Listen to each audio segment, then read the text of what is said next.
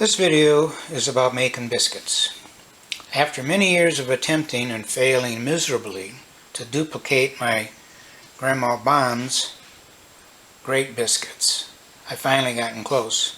Thanks mostly to all the folks on YouTube who decided to post videos of their grandma's biscuits secrets in an article in Cook's Magazine.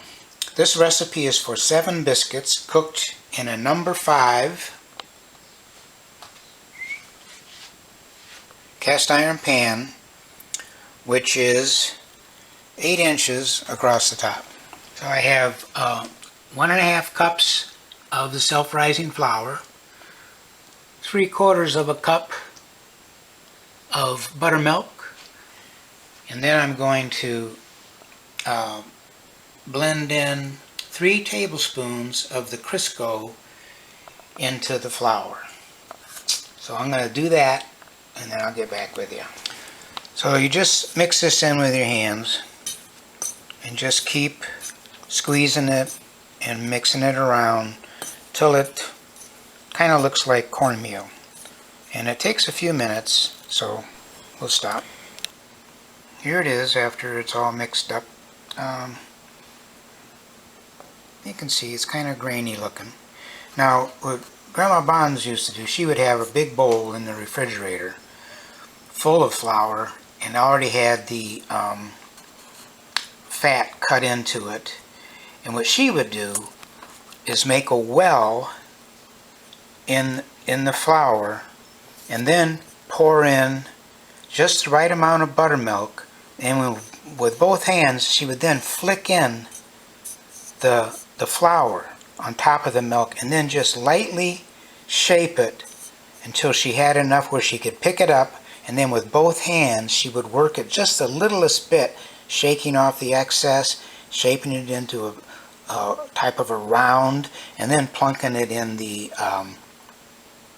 cast iron pan. I'm not going to do it that way. What I'm going to do is just dump in all the milk I need, which is 3/4 of a cup, mix it up until it's about the consistency of cottage cheese. So I'm going to do that. Now I just use a fork and I try not to over mix it, just get it to where everything is mixed together. Alright, now that it's all mixed up, I got a greased 1/4 cup scoop, and I'm going to try to get 7 biscuits out of here, and you plunk it down in this self-rising flour, and this circumvents the way that Grandma Bonds did it, which had the bowl and mixing it one by one in the bowl. This is, I think, a little easier for amateurs.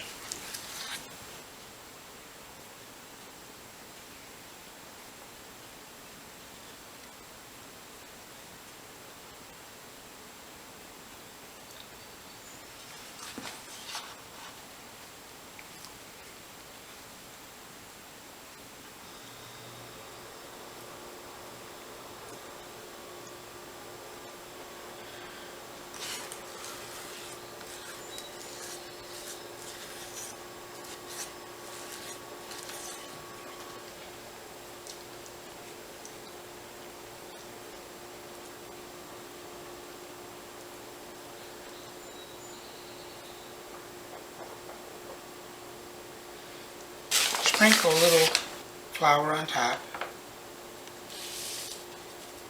and then you're going to just lightly put these together, flipping them over in the flour, and then till you can pick them up, shake the excess off, just barely shape them, don't touch them too much. Roll them around in there.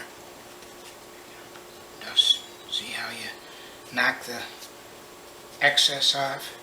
Just shape it a little bit.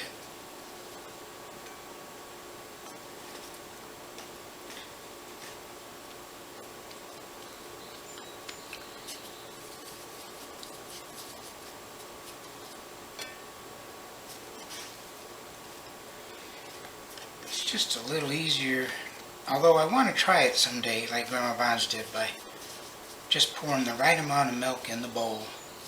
It seems like that's the real way to do it.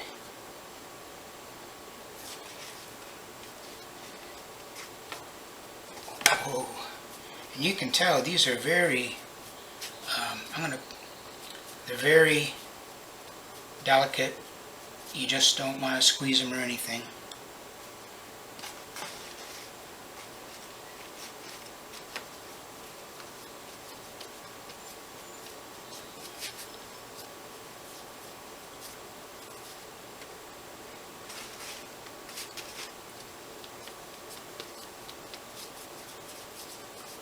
Tornado shape.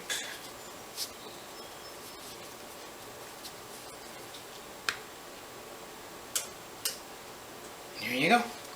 Pop them in the oven at 450 for 25 minutes, and then that should be it. So there they are, pretty good.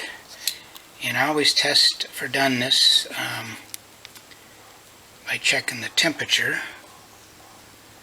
208, that's pretty good. 29, yeah, so I think they're done. Now you just dump them out, and butter the tops and bottoms, and let them cool before you eat them. So there's the end product. It's pretty nice. Not quite as nice as Grandma Bond's. Hers, I think, were probably 3 times as tall. But I'll keep working at it.